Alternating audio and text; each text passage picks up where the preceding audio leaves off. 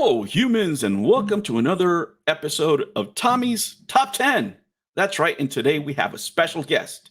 It's Finbarr Saunders, and he is here. Welcome him to the show. Sir, how are you? Close enough, Ozzy. Hi, Ozzy. How you doing? Finbarr Saunders. You know, whenever it's R and S's or L and X's, that's when my accent really comes out. So I was a driver, for a long time. That's how I worked my way through college. And I had trouble saying LAX. Like I have to say it slow. I can't say it fast because I just think in Spanish and I speak in English. And the other one that I have problems with is a drink that my boss always used to have me order for him, and that's an Arnold Palmer. I have to say it slow. I can't say it fast. It's just lemonade and iced tea, right? And did he ask for that one deliberately? yes, and he was my ex-boss was a funny kind of racist. He used to call me refugee, and he goes, "You need to say it to me first." So Right. he would have me, he would always tip me, like give me $20 or something, but he used to mess with me all the time. I can't curse because then they block this whole thing. Well, anyways, welcome. How you been doing? Happy New Year. I hope you had a great Christmas. How are you? I'm not too bad. Yeah, I had a good Christmas. Not a good New Year. I worked over New Year, but yeah, Christmas was great. I'll try and keep the cussing to a minimum as well. It's difficult for me. I'll do my best. All right, no problem. You said it's overnight there where you are. Here I'm at 6:45 p.m. in Pacific Standard Time. I just want the audience to know the sacrifice you're making over there because you're at what did you tell me? 4? I'm now at 2:45 a.m. Man, that was when I was I would leave the bar when I was single. I would leave the bar and go to Tommy's right afterwards. Well, before we touch on the top 10, I think we have, because the people are going to ask that we address these issues. And let's go over the show about Amico that doesn't talk about Amico. That's amazing, isn't it? Yeah, I see you're calling it North Korea forever as well now. Yeah, it is North Korea forever. I mean, it's like, I think you have more freedom of speech in North Korea than you do there. It certainly looks like it, yeah. Yeah, well, at least in North Korea, you They don't don't have charge to a pay membership. them. Yeah, they don't charge you a membership to shut you up, right? That's absolutely amazing. So, for those of you who don't know, I posted earlier today. Somebody sent me the message from the channel member that got banned. We were talking about this yesterday, and it's on the in Television Amico underscore Amico. I'm sorry, in Reddit, and it was Twisted Tech, right? I posted this message. He said, "Hi, I'm commenting here because you are an Amico forever with DJC.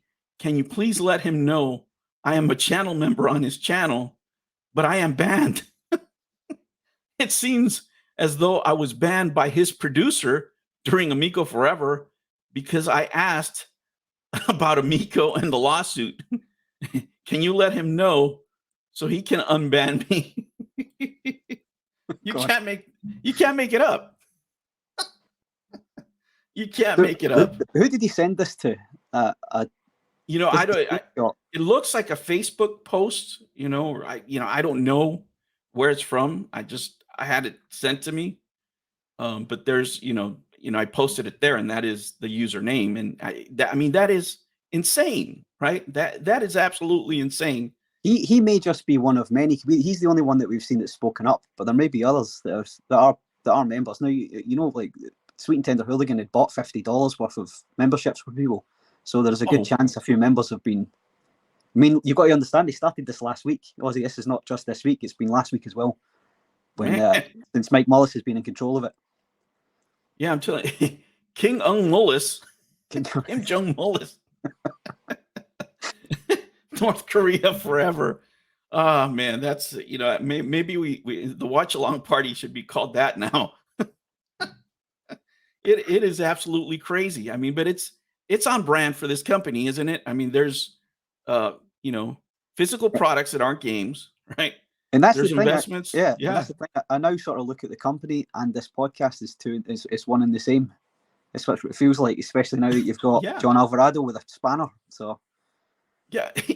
Employees as a moderator. I mean, I don't know how your laws are, overseas, where you're at, but over here, the FTC has strict regulations when it comes to, advertising products and disclosing relationships with companies, right? yeah, Like I love all the consoles, but I invest in all those companies. Pretty much every major video company I invest in, so I have to do a disclaimer. From time to time, I share with members and I share with people because they ask me, well, what companies do you think you're good? Yada, yada, yada. Not financial advice. They're just asking me what I own, right? And I just tell them what I own. And since that's out there, right, I have to say it because somebody can go back to a video and say, hey, wait a minute. This guy's he's talking about Nintendo, for example. He says he loves the new Nintendo game or the console or whatever. And this guy, is pumping up the console here and he's not disclosing his relationship. They can actually do a strike on me, right? yeah, And that's just YouTube. Forget it. The FTC is a whole different ball of wax. The FTC, the Federal Trade Commission, they'll strike you per violation, right? So those are like traffic tickets.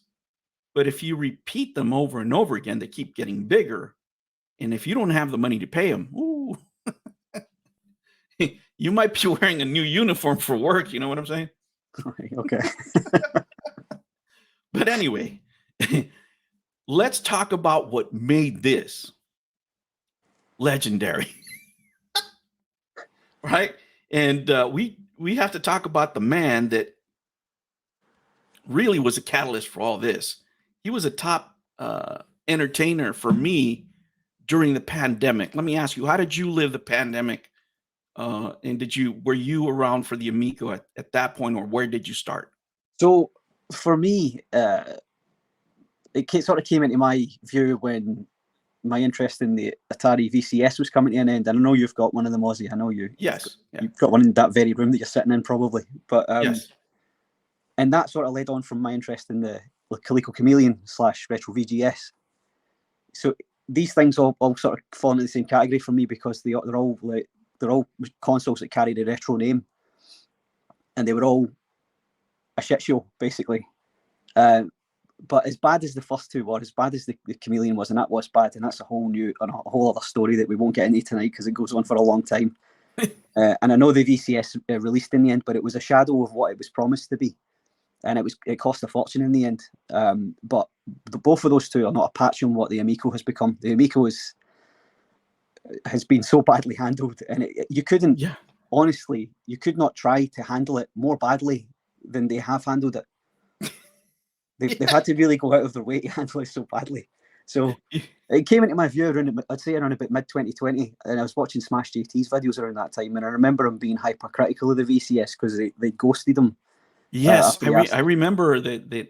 He'd asked for I don't remember I don't remember the exact video, but somehow they just you said it right. They ghosted him or they treated him unfriendly. At least he thought or whatever. Yeah, so he kind of turned on them, and I think he'd probably been critical of the Amico for a bit before, but he started speaking positively about it, and I didn't know why. I had not discovered the reason why at that point.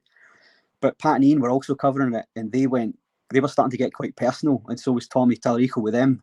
So I thought, I'm going to have to go and have a look elsewhere to see what the real story is, because there's stuff going on with these two that I can't really understand. So I'll do a YouTube search, and then I found the Geek Getaway, and they were streaming live when I found them. And these guys were speaking about it like we would speak about it, like normal people would speak about it, not people who are getting an interest in it. So I did the research for myself, and that's when I fell down this deep rabbit hole, and it's been going on now. What are we into now? This is the third year, really. Third year. I mean, because it was 2020, right? I mean, they actually announced it in 2018, right? Yeah, well, I wasn't paying attention to it in 2018 when it was announced. I didn't see the pitch video till much later on. Yeah, I mean, I was, when they first started talking about it, For me, it was just a guy, right? Tommy Tallarico spending his money. That's the way it was being Yeah. put out there. So at that point, I didn't care. If it's your money, you want to burn it, go ahead. It's fine, right? Nobody's getting hurt. If you do it right or doing wrong, it's whatever. And I was thinking, why is this guy getting so much hate? I mean, he's just trying to make a console. It's his money. Yeah, And and I if that actually didn't turn until he started putting his hand out. Yeah. yeah, if that was the case that he'd just used his own money, it would have been the same as the chameleon and the VCS. I would have just sat back with the popcorn watching the ship sink. Yeah. But because he's put his hand out, and the other two consoles didn't get anywhere near the funding that this one's got. If you've got $17 million of other people's money, and you haven't produced anything with it, if you've produced a few demo consoles and a few boxes to put them inside, then yeah, you got to. This is when you need to speak up, because as funny as all that other stuff is, the regrettable part of it is that there are real people, old people, and people who aren't investment savvy, who have been swindled out of their money here. And when you think about that, it strips the fun away from making light of it. Yes, But, absolutely. Absolutely. And what probably is even sadder than that is that the few investors that I've contacted, right, that have contacted me, number one, they don't want to speak because they're embarrassed. Yeah. Right. That's the minority. The other ones would do it again. Yeah. That's the crazy part, right? Yeah. If they put up their hands again, they're ready to go again. Screw Gen X Gamer, screw everybody else. Yeah. But these are somebody's mom, somebody's dad. It could be my mom, yes. could be your mom. It's just to think about that. It's not nice. Yeah, no, it's scummy. Yeah. So let's get into it, because with all that said, I mean, it's just really not the same without Tommy, right? It's been a completely different world. I think the vacuum of Tommy not being around has really, led to a whole catalyst of, the community just falling apart, people just going nuts. Yeah, we've been kind of turning on each other. I think the community turns on each other when they've got no central figure to attack, haven't they? Yeah, I mean, you get especially if you're like a comedy drama channel or just a drama channel, if there's no Tallarico, I mean, who do you go after?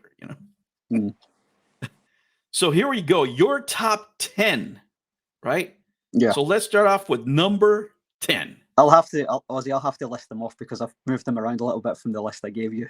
So sure. my number 10 he's the first American to work on a Sonic game. This one, I don't know whether this was the H-Bomber guy that brought this to my attention first. I don't know if I remember seeing it before that, but the fact that he says this, and he says what game it is, it was Sonic and the Black Knight, and I don't remember what it was on. Was it a Wii game? Nintendo Wii game? Yes, I think so, yes. To say that he's the first American to work on a Sonic game, and then state that the first game he worked on was a Wii game. I don't know. I know he reads that book, The Secret, and that book teaches you to believe your own BS. Yes, but I don't know. He certainly did. Yeah, but I don't know if it teaches you to also try and project that BS into other people's minds and make them believe it. But this is the kind of thing I imagine he does. So I just envision it as a thing where he's lied so much in the past and nobody's called him out on it, either because of his, he was quite a well-known guy in the audio video game community, so people didn't really want to say anything. And I think maybe he just thought, I'm getting away with this, I'll keep trying it. And yeah, I mean, we come from a, I'm saying Tallarico and I, right? We come from another time. And we come from a time, and, I don't know exactly how old you are, but, I grew up in a time when somebody was, we used to call them, just bullshitters, right? If somebody was a bullshitter, but if they were really good, right? Everybody knew they were bullshitting, but the bullshit was so good. The stories that would tell you were so good and kind of entertaining. If you didn't have anything to listen to, if there was no movie, there was no radio show you were watching, you sit there and let them talk, and they would talk a good game. And because of his position, like you say, and the way he put himself in the industry, nobody could challenge him. So right? I mean, to answer your question, Ozzy, I'm 41 this month. So back when oh, I was okay. growing up, there was no internet to go and check this on. Okay. So you Yeah. would so he's a boomer. He's come from a time when he could get away with that stuff. And it kind of leads on to something else later on, one of the other Oh, top okay. 10 that I've got later on, where he bullshitted the people who were within his inner circle, shall we say. Okay. So, Okay. so moving on quickly. All right. Number 9. 9. Most video games worked on in a lifetime. His mother is very proud. Another one. Oh, Again, I don't know if it was just the H Bomber guy video that flagged this up to me. Quite a lot of the stuff that he said in that video was just things that was collated from what the community has said over the last few years. mm-hmm. But he looked really deeply into these Guinness World Records, and when he did, I thought, "Oh God, this is classic Tommy." When he would hold up the record in front of that guy and he would read it, but it wouldn't be the words that he was reading off it there. It was just words he had in his own head. So he had these 7 records, and I think like 4 of them were all the same thing. Yeah. I mean, if Fake It Till You Make It was a person, it would be Tommy Tallarico. Yeah, for sure. So, And you know what the best part of that H Bomber video is? Part 2's coming up. yeah, this is it. Yeah, I think he said a few people had sort of come forward after the video came out with more video games live stories. Yeah, and he's and some yeah. not nice stories as well. So it could get a bit dark. Part 2. Yeah, and how would I say? And he said he's giving them a chance to respond. I mean, when you say something like that, like you say, it has to be something darker, Yeah, right? Because if I mean, somebody can say something that somebody else said, that's not a problem. But if you say a statement like that, there's something, a little shady that's going to be said, and it might, get them into hot water. So you do this ahead of time so you don't have any liability, right? You say, look, yeah, I'm going to let this person speak. This is what they're saying. Do you want to respond? yeah. And Right? the fact Because that uh-huh. the fact that H Bomber feels like he has to revisit this, and he doesn't. It doesn't usually do that with videos. I've noticed he doesn't really have part 2s to anything, at least Yeah, that I've no. seen. But I So, mean, last time I checked, it was 4.5 million yeah, hits. So I mean, at this point, you're leaving money on the table if you don't do it again. yeah. He's got to go back to the well, hasn't he? Yeah, why not? I mean, We've had fun. We've had fun for 3 years plus with Tommy. It's time somebody else did as well. Somebody with a bit more reach. yeah. I mean, now his return, is more than guaranteed. He's not Yeah, coming he's back. got to. Yeah. So number 8. Number 8, I've got 10x returns. We are on the launch pad, the investor pitch video, which I wasn't there for at the time, but I think it's you. I'm sure it's you that said this. In order to make 10x returns, they would have to have outsold the Xbox, the original Xbox. Oh, and you know what? I got so much heat for that, so much hate. I was getting messages from just everybody. I mean, I don't even know, like, fake accounts, Yeah. fake accounts. The only one, that's when, that's when Mike Mullis, he showed up, he kind of commented, yada, yada, yada. But then once I criticized the company, he was telling me that I was going to be a bottom dweller and, this and that and the other. And that's when I was like, this dude is like weird. Like, I'm giving you facts. I'm not making shit up. This is the math that he's using, and it doesn't make sense. Right? It doesn't make sense at all. Yeah. If you can't do it with the Evercade at $125, how are you going to do it with this thing? I mean, it just didn't make sense at But I think all. the guys that were backing the investors pitch, and then their names escape me at the moment, but they were a bit scummy in themselves, I'm sure. Yeah, I can't remember the thing is that they didn't know, just from talking to them. I would tell them, you know what, you don't. And this happens a lot on the internet, and I noticed this. People talk with certainty about things they don't know anything about. Yeah. Right. So I'm telling them, I'm trying to, be cordial and say, look, this is why it doesn't work. No, no. They were going to tell me, right, that they never invested anything in their life. This was their first investment. And they're telling me why this is going to work. And it was just like, at that point, what do you do? Right? What do you do? Well, now that we're currently at 0x returns, then I think you've been proven right with that one, Ozzy. So yeah, well, except for DJC, I mean, he's the only one that actually has made money. The only investor to actually make money has been the man in charge of the North Korea podcast, North Korea Forever. All right, let's go to number 7. So my number 7, I've got threatening Ars Technica with litigation for a specs leak. This leak, I'm doing their quotes. You can't see me because I'm not on cam, but I'm doing their quotes for the leak because it went up online for everybody to see. And I remember some of the cult attacking this guy. I can't remember his name now. What was it again? Sam Makovich. Yeah. They were attacking him, and one of them called him Ratface. And then he went on the Ars Technica. They have a podcast or something, and he was explaining it, and the look on his face, like he couldn't believe the. I don't want to keep using the word cult, but that's what they are, right? So he's saying these people have been chasing after me, calling me names like Ratface, and all I did was went online and looked at these specs that were readily available for anybody to look at. And then Tommy went after him on Twitter saying he was going to bring the lawyers down on him. And then quickly must have been quickly told that you can't do anything like that for something you've allowed to leak onto the internet. And then he deleted them, I think. And I mean, and with the war chest he had, right? You would think that he was hiring more professional people, but I mean, the accounting on this, if they ever declare, bankruptcy or what have you, or if they have to release the records, those books are going to be amazing to read. Yeah, there's going to be like the budget that they had for marketing that they shouldn't have even really touched because they had it all done for free. The software they've been paying John Alvarado a fortune. That's the one guy that should have been fired. I mean, he can't crack the mustard. I mean, he's made over $500,000, over $500,000 if the salaries are to be believed, right? Yeah. He was getting a bonus. There's no reason why they shouldn't be believed because they were in that SEC document that came out, and they have to be honest in that. So. Yeah, and in that document they said they were going to pay themselves more first quarter of last year, right? Yeah. Additional compensation after being late for 2 years. I mean, that's amazing. That probably the best job he ever had. He's not going to leave it. Yeah. All right. That's why he's hanging around DJCs at the moment, because he wants to justify his job. But I would suggest getting on with the firmware and the software that he's been paid to make. Yeah, I mean, now the other Alvarado, the one that's not related to him, shows up, right? Is this Kevin?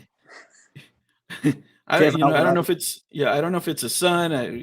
I think there's another Alvarado there, right? But there's 3 of them. The one that's not related to him is the only one he'll ever mention, right? He won't mention anybody else,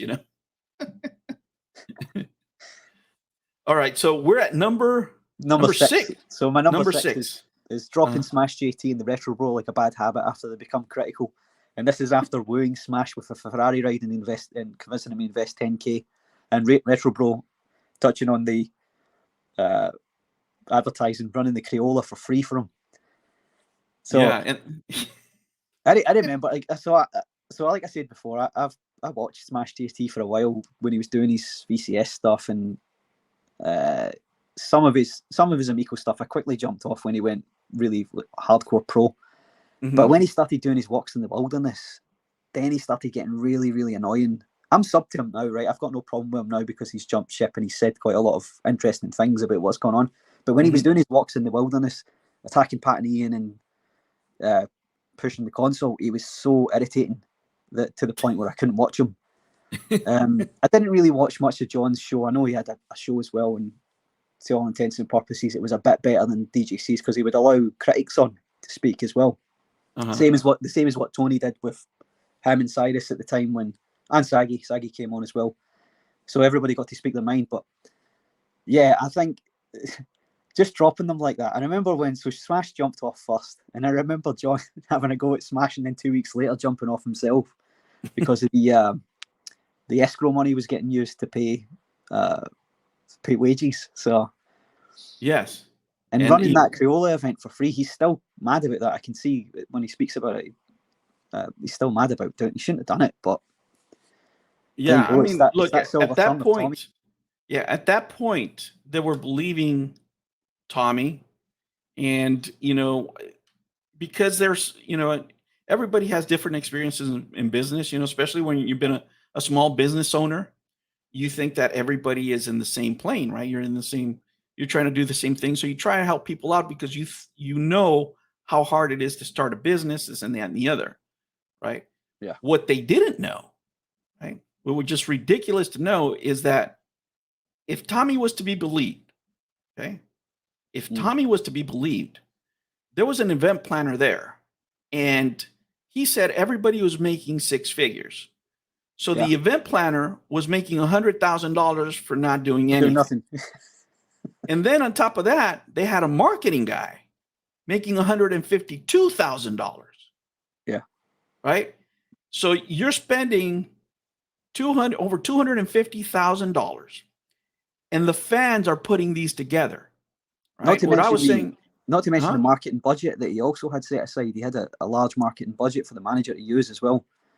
and God only they were knows all what that- using it for salaries, Yeah. I mean, and paying themselves back, of course.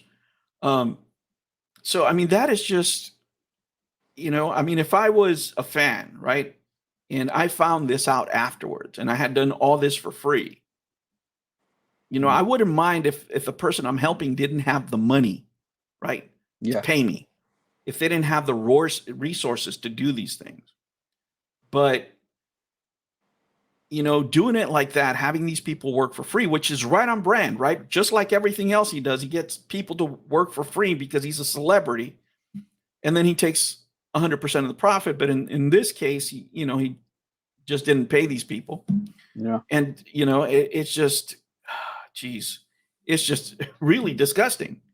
Yeah. It's disgusting for these people to work for free and being taken advantage of, right? And I know people have disagreements with how they handled stuff or whatever, and that's a separate point. The point is that it takes a special kind of person to do this kind of grift. When people say scam, they were scammed. Yeah. Because I've spoken to them, none of them knew that these people were getting this kind of money to do what they did for free. They were None all of told, them knew that. yeah, they were all told barefaced lies to their faces, and they all, Yes. most of them know that now. Yeah. There's obviously that core group that will hang on forever. It's hard to be wrong. Yeah, it's hard to be wrong. Okay, number 5. So I got for my number 5 the live "I Hate Tony TGD" tirade. He apparently said this twice, right?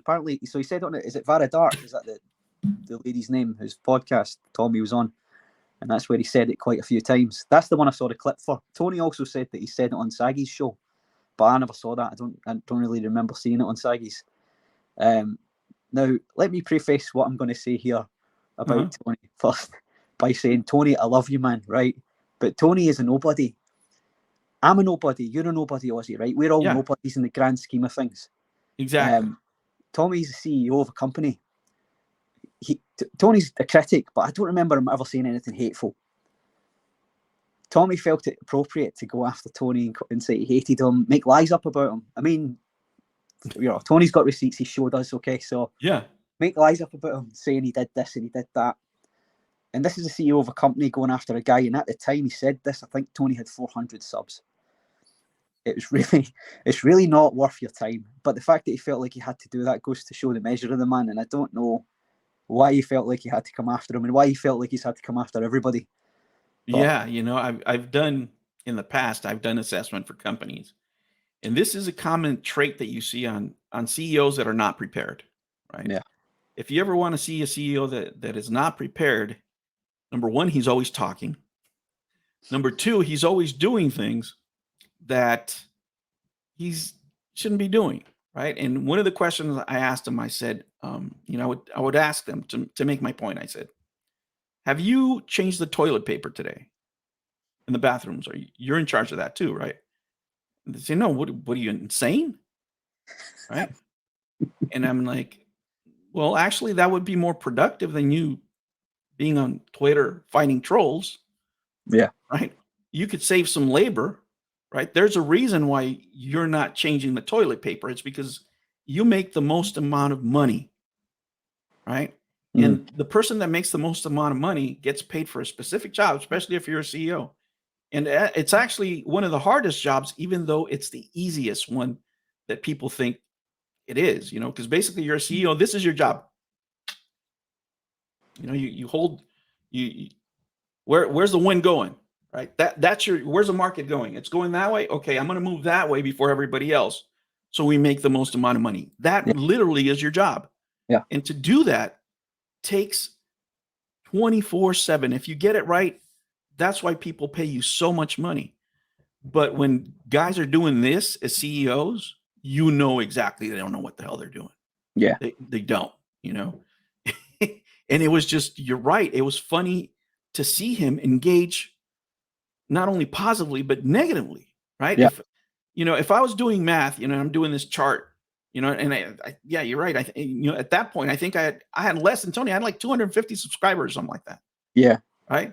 Yeah. And I'm getting barrage, like, and I knew some of them were tied to him, employees, they're probably telling the employees, hey, shut these guys up or whatever. Right. But you're wasting man hours, right? Why are you at work sending this idiot with 250 subscribers messages, right? So that comes from the top. And him spending that kind of resources shows that Tony at that point was really onto something. Whatever he did, he touched the nerve. Well, it was a classic case of somebody living in Tommy's head.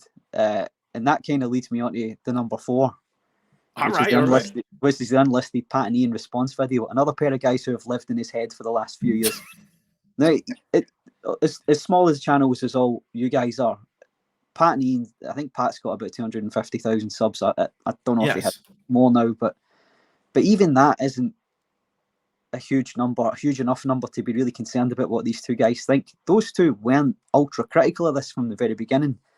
I know Ian said you're buying an idea at the beginning of it, but they gave it a chance. They gave it a chance considering what happened with the Chameleon, and they covered that heavily and considering what also happened with the VCS. So the fact that they were willing to give the television the chance at that point was actually quite good of them. Don't get me wrong, I think Pat Contry's a bit of a prick, but they were fair with it at the very beginning. And he felt the need to make this. I think it was like a 75-minute response video that went up unlisted, but everybody had somebody managed to get the link to it, and everybody started watching it, and it was just Tommy rambling on for 75 minutes, and I don't know whether Pat and Ian ever really responded to it. I know they touched on the show. No, I think they're going to respond to it on a future video. I think that's what they said. They're going once they've done their victory lap. Yes, or it might be. I think he said he was going to do it in a couple of weeks or something like that. Okay, I'll look. But here's the thing. Probably here's the difference. Look, here's the difference with Pat and Ian, and this is just what I believe based on the evidence that I've seen. Okay, I think that his plan was always to flip this company. Right, he owns 23% of the company. If this company gets bought out by a bigger company, whether it's Apple, a big investment, doesn't matter. He gets 23%. Yeah, I think that was shown to be true. I think there was some documents that showed that he planned on a sale. Yes. Or banked on somebody coming in before the console was produced. Yes. So if he was able to do that, he was on the right track. But you have to have something that works, right?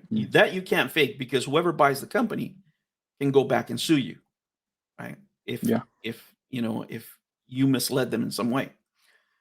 But when he missed that opportunity, right? When whoever the investor was, right? And he did the numbers, he saw that this guy was full of crap. And the reason I deduced that or infer that is when he was doing the investment pitch video with a 10X, he said, I don't want to give this to venture capitalists because they're going to nickel and dime me and they're all about the money. Mm-hmm. And that's something you want. If you want to know if your company's good, go ask for money from a venture capitalist. They'll do an analysis for you like this. Yeah, and they'll tell you, yes, if they want to invest, you have a great idea. Don't even take the money, right? Educate yourself and move forward. See if you can do it without their money. But if they tell you no, grab all that paperwork, grab all the evidence that they showed you, and you can make your company better for free, not financial advice. But when he said that, I knew that somebody looked at his numbers and knew what they were doing was not good, right? Yeah. So once he lost that, then I knew, right, that there was something amiss. Because a venture capitalist would never ever turn down a 10x opportunity, never, for no reason, right? Yeah. If you tell me, guaranteed, right, and these companies try to do leverage. They try to work both sides, right? They don't want to lose money. But yeah, he couldn't get them to buy in, and that's when his whole thing, blew apart. Yeah. All right, so then we got So my number 3 is number 3. his comment, and this was a soundbite that he used a lot. If you want rape games, get a Switch.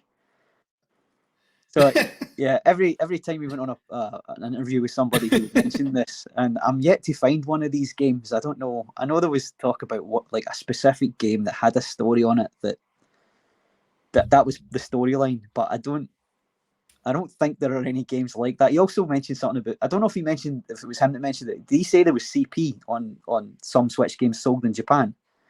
You know what? I can't remember. I just remember it, him saying the rape part. I know. I remember him saying, if you want to see kids in sexual situations. I remember him saying something those like exact that. words, but I'm also yet to see that. I think he's supposed to be very good friends with Shiggy Miyamoto. I don't think Shiggy's going to be friends with him after he hears that. He probably spent 2 minutes with him.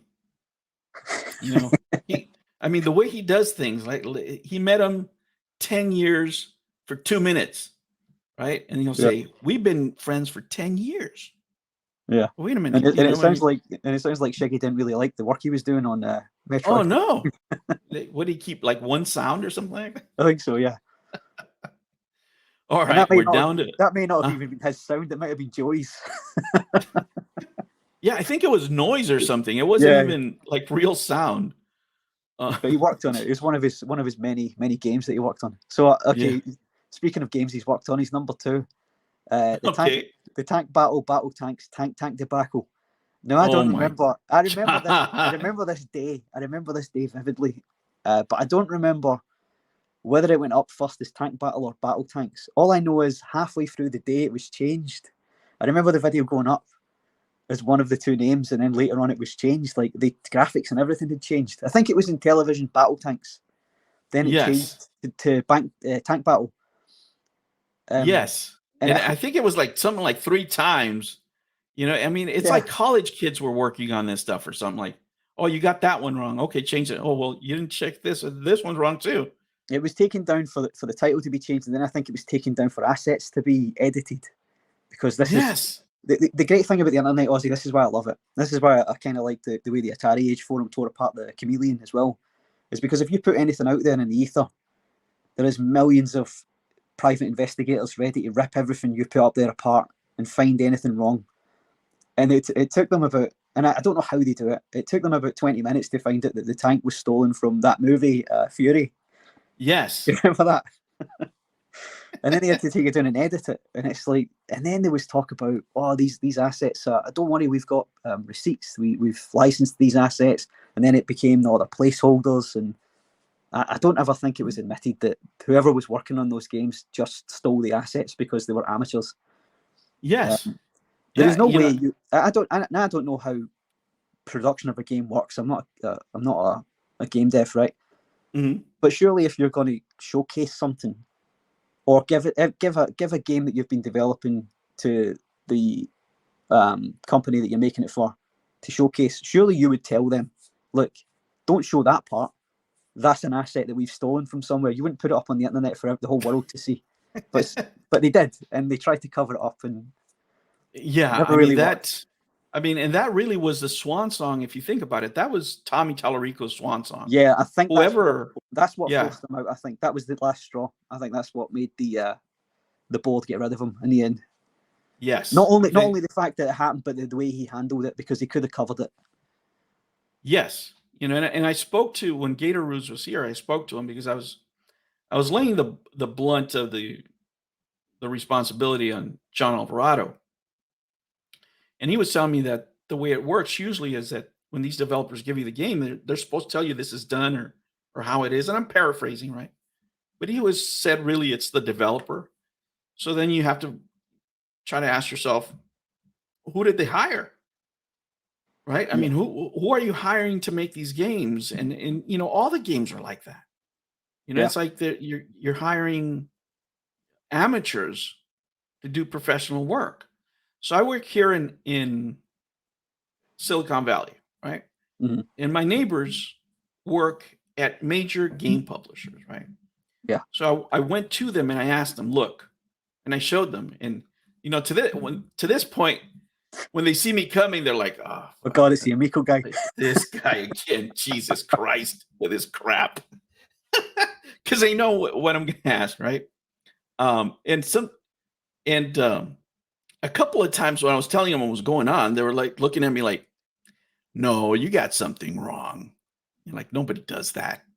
And I was like, Nobody no, believes this. Nobody believes the story. nobody believes it. Like, you know, and it's, you know, it's big to us, right? But in the grand scheme of things, nobody cares. Nobody gives No. a crap. Nobody knows about the Amico. That part, they're right. Like the majority of the people don't know about this console, right? And even them that they work on the industry, you know, they didn't know. But yeah, I mean, they're incredulous at some of the things that I was telling them. But what they ended up telling me is that for this type of game, you should not spend more than $150,000 if you're going to get a good guy, right, to work on your game. It's 150,000 a head. It was Right? a one-screen game. There was nothing to it. It was Yeah. minimal code. So they told me, you know, the way, you know, some of these guys work, it'll take them a year, $150,000 because they want the whole 150. If you tell them that you're going to pay them 150, no matter what time they finish, they'll get it done in 9 months. You know, they'll take their money early. But that's, you know, that's a good budget. And then if you hire two guys at a time, right? If there's two people in the studio, then you can cut down the time on it, right? Mhm. But they said no, there's something really wrong here. If these games took more than 2 years, the game should have been done, right? The console not being done, okay. Chip shortage, whatever. And we're talking about 2020, 2021, not now. Back then, they could say maybe, right? Mhm. But back then, the game's not being done. They said there's no excuse for that. Other than, you know, the guys working from home, nothing has changed, right? People didn't stop working. They were just working from home because you're still working on a computer. You know, the deadlines were still the same. And a lot of people ended up working like that because they didn't have to spend money on gas. Yeah. So a lot of the guys here now, they only go to the office 1 day a week, right? Guys that would go to the office every day, 1 day a week now. You know, Mm. it just changed in that way. So yeah, we still don't know, right, who was responsible for that. It was great to look at for sure. But ultimately, Tommy carried the can for it. So Yes. Yes. I mean, that's John when the Alvarado board, survived. you know, and yeah, I But it mean, could have been. This is the thing, Ozzy. It could have been all handled with just an apology. All he had to do was apologise. But Tommy doesn't lose. I And don't an lose. apology is an admission of loss. Yeah, you know, you have to know when to take your L's, you know, and what did they say? The man that knows everything learns nothing. Mm. You know, I mean, and that's that's I think where he falls in a lot of situations. All Yeah. right, So, let's get my down number to one. Yeah, my number number one. one. And it had to be this one. They are literally gaming racists. That when I think of Tommy Tallarico, that's the first words that pop into my mind now. Is those two words. He said this on Review Tech USA's podcast. I've kind of made my feelings known about Review Tech USA after this whole debacle, especially after his interview with Retro Bro. But he let And quite a lot of people did. I've said this before about people who interviewed Tommy Tallarico. There was only 2 people that ever pushed back on him when they interviewed him, and it was Tony, and the other guy was Trevor. What's his name? Top Loaded Gaming. He pushed back on him during an interview. Everybody else let Tommy ramble, and when he rambles, you get nuggets like this. So I kind of blame Review Tech for that, but if Review Tech hadn't wanted to jump on the Shell bandwagon so badly, then we wouldn't have gotten this absolute nugget out of Tommy. Yes. So yeah, gaming racists.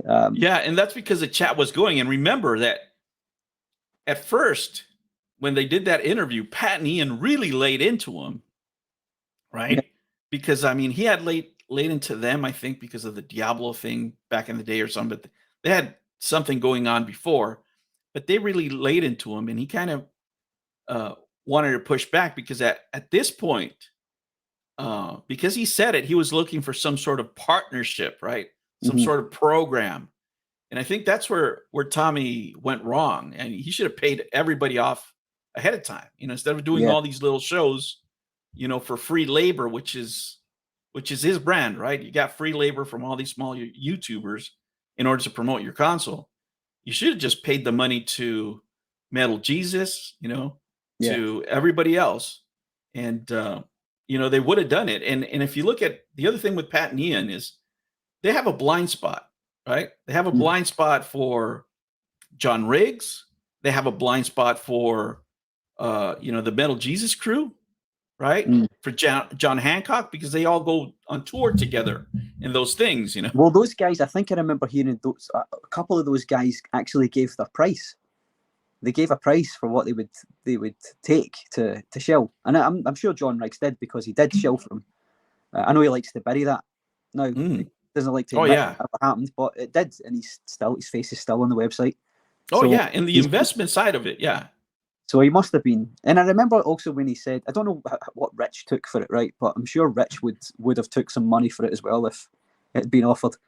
But when he said that on that Gaming Racist comment on his show, Rich never addressed it. It was only when the chat started really, really going after Rich, and he's very reactionary. Hence why he started getting really critical of the Amico. Otherwise, he wouldn't have if his chat hadn't turned on him.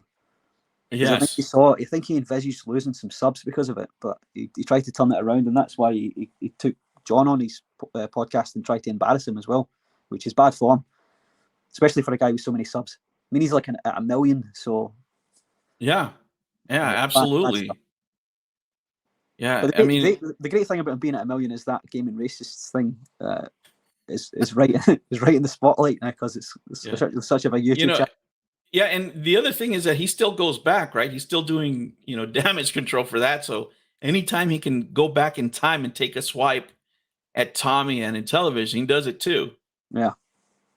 Tries to make everybody forget. Yeah, he tries to make everybody forget that he was ever on the bandwagon, but he was. We'll all remember. Oh man, it's like it's so good you want to put it on a shirt, but you really can't nowadays. Just walk around gaming racist on your chest. Yeah. Oh man, I do have to admit though, I do miss him. I do miss him being around so we can have all these debates. I always say that if they ever want to do a reality show or somebody wants to buy this, like Netflix should buy it. Yeah. Right? And this is my idea. I don't know what yours is, but this is my idea. Nowadays they spend $100 million on these, shows or whatever. And all you would have to do is pay Intellivision's debt, right? You pay Intellivision's debt, it's what is it, $9-10 million, right? Yeah. And after that, all you have to do is hire a camera guy, right? Fund. You need $30 million to fund the project, right? So now you're at 40 million, and that's it. You fund the project. You give a camera guy one of those live cameras and just follow Tommy around. Just follow him. How good every interview. Yeah, how great would it have been if somebody had been following him from the very start? If oh my God! All documented, this thing would be worth millions. Oh, it would have been like The Office, but in real life. Yeah. In real life, the only caveat I would have is I would have him go back to every single person that he interviewed with, right? Especially the ones that he lied to. Oh, we're gonna do Toe Jam and Earl. Yeah, we're gonna put different levels, and we're gonna what else are we gonna do? Yeah, you got some ideas? Hey, you can work on this too, and this is not a retro console, but we're gonna do 10-yard fight. We're gonna ET. We're gonna do ET. I love ET. Hey, Finbarr, you want to work on ET? You got some great ideas. You come on down. Yeah. Right? I'm going to fly you down, and we're going to work on ET. Contra? Yeah, you want Contra? I'll give you Contra. Contra? Yeah, we'll do Splatter. Oh man, what a ride, right? Come I mean, back, he did. Come back, Tommy. We miss you. Yeah. I mean, everybody says he didn't keep any of his promises, but that's not true. There's one promise that he kept. He said it was going to be one hell of a ride. He was not lying. Well, I often say the only true thing that ever came out of Tommy's mouth was carbon dioxide. But yeah, you're right. He did say it was one hell of a ride. Oh, that's amazing. Carbon dioxide. That's the first time I've ever heard that. You can keep that, man. Oh, Jesus. I need to drink water. I mean, I have an asthma attack, dude. Oh, man. On that note, I think I should call this. That should be the title of this stream right here. Jesus Christ. That's amazing. Oh, man. Anyway, so, let me ask you. I usually ask this at the beginning of the interview, but yeah, we're so gung-ho to go on this Miko thing. What was your first console? I mean, what did you start gaming on? I started gaming on the first computer I had was an Amstrad CPC 464. I don't know if you know what that is, because it was a British company. It was the one with the green screen monitor and disk drive, the floppy disk drive. We had similar things here, but no, I'm not familiar with that particular one. It was a horrible gaming machine, but I learned to code on it. It was the family computer, but the first console that I was bought for me was the Nintendo Game Boy handheld. And I sunk so many hours into Tetris and Mario Land. I completed maybe about 100 times. I loved that thing. Oh man, Mario Land was amazing. That was my first game when I bought a Game Boy. Mario Land was it Mario Land 2? No, it was Mario Land. The first Mario Land was Mario Land was it's very basic, but it's one of those games. I know a lot of people say replayability, but you could just keep playing it over and over again. It was that much fun. All Mario games are like that, I think. Yeah. And I remember what you're saying about Mario Land 2. I remember that, to steal a phrase from DJC himself. That was jaw-dropping when I saw that. I loved that game. Oh. Yeah. Oh, man. The memories, the road we've been through. So let me ask you, so what are you working on?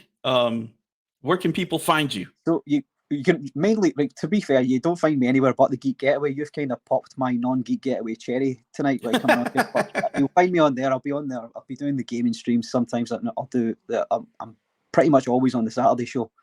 As for my own channel, I don't really do much with it, but I am thinking about putting some stuff up there. There'll probably be a few more things going up there soon. Things I'm thinking about doing, but I don't want to. I want to under promise and over deliver. So I won't say anything about what I'm planning on doing, just in case I can't be bothered doing it. Now, I wanted to ask you one question. About the fox. You're feeding does the fox just come around? I mean, where does that fox come from? So I'm in the British Army, so we work at a certain place. I won't tell you where. This place we work, I think there's a foxhole somewhere where this is I thought this was a mother, but I think this is it's always the same fox in every video as well. But I think this is a cub that's maybe just got separated from the rest of its family. Comes around to us because it knows we've got pizza and stuff. So it comes to us to get fed. And I've got it doing, I don't know if you've seen some of the shots I've done. I've got it standing on its back legs, and it's great fun. It passes yeah. I've seen a couple where you're feeding them cookies. Those are the two that I saw. I don't know whether that's going to kill it or not. I don't think that's good. I don't think it's good for it. But they eat anything. Foxes will eat anything. We left the chicken carcass outside one night, and it just devoured the whole thing. Oh, yeah. So it's great. For passes the time, something to do. There'll be plenty more fox videos. Look out for more wildlife going up there. Oh, there you go. I put it up there. I actually originally put it up there, Ozzy, because Haunted Wisp was talking about feeding wildlife where he lived. Uh-huh. But I'll shout him out and show him what I'm doing. And then I got so much great footage that I just thought, I've got to put this somewhere. I may as well put it on my YouTube channel. Now that people are actually watching me, I may as well. You know what? You'll probably get more views on feeding a fox than I do on any video that I put on any day. People love animals, especially foxes. I have, I think one of the videos has got 15,000 views. I could be See, I wrong. told you. I'm not sure. I think so. I'd have to double check that. Yeah. All right, man. Thank you for accepting the invitation. Thank you for taking the time to come here. Pleasure. And it was great having you on. Thank you for sharing your time with us. No problem. Thanks for having me, Ozzy. And all right, congratulations also on the forthcoming bundle of joy, and good luck with that. All right, thank you so much. You have a great morning, I guess. For you, but I'm going to bed. I'm going to bed shortly. So. All right. You have a good evening. All right, you too. Take care. Cheers. Bye-bye.